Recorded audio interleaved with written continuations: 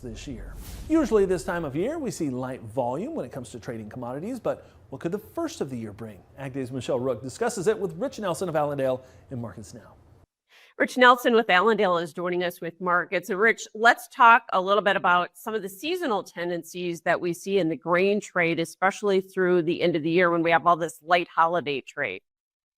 That's a key issue for us right now, especially as we have the story we always kind of hear about with bears get Thanksgiving, but bulls get Christmas. That is generally true here for the grains. Generally, corn, soybeans, and wheat do have slightly higher prices going from Thanksgiving to Christmas. So that may be a factor to consider here in these next few weeks as well here. So we are going to be watching South American weather through the end of the year, but really we're going to start watching it even more after the first of the year, aren't we? Weather really matters as we go into that reproductive stage, which really for both Argentina and Brazil is really in that January, February timeframe. So weather really starting next month is a bigger issue. So though parts of Brazil have been lightly dry in some areas, parts of Argentina have been lightly dry in some areas, for the most part, these crops are doing just fine here for right now. So, Rich, if that South American soybean crop confirms, do soybeans serve as an anchor on corn because corn has better fundamentals, or does corn help pull or hold soybeans together? And that's a really good question here, especially as we have maybe a competing interest on top of that with maybe the trade story.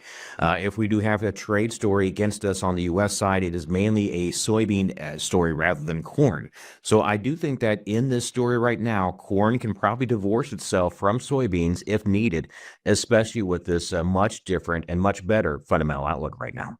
And wheat is going to be in a transitionary phase as well, isn't it? It sure is, especially as we go into this end of the year and a focus on January, February. We're going to see a sharp drop in exportable supplies out of both Ukraine and Russia. Both of them have heavy year-to-date exports, but those numbers are going to sharply drop off. In fact, I'm looking at the Russia story right now, January through June. They're going to see as much as 10 million tons lower than last year exports. So wheat really has a sharp change in this story, probably lined up with us next 1 to 2 months here. Thanks for your analysis. As always, Rich Nelson, Allendale, and that is Markets Now. We'll have more Ag Day coming up.